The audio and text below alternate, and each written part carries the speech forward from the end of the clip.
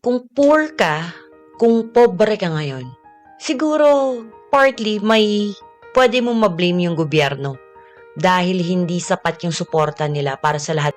Pero ang daming negosyante na asensado na hindi kumapit sa gobyerno.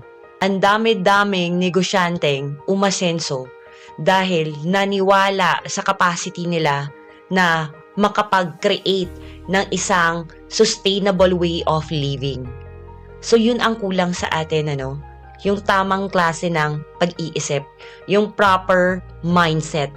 And up until today, hindi ko maintindihan bakit hindi ito nabibigyan ng halaga, ng pansin ng Department of Education.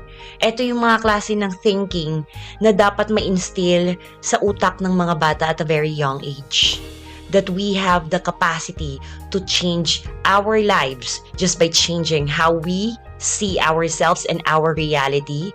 And that's growth mindset. 'Di ba? That's science. That's neuroscience. That's not woo-woo.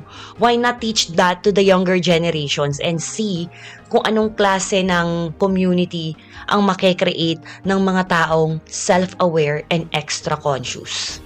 This is Iya Bainet Radio. Have a pleasant day ahead. Carpe diem, namaste, and hiraya manawari. Mwah!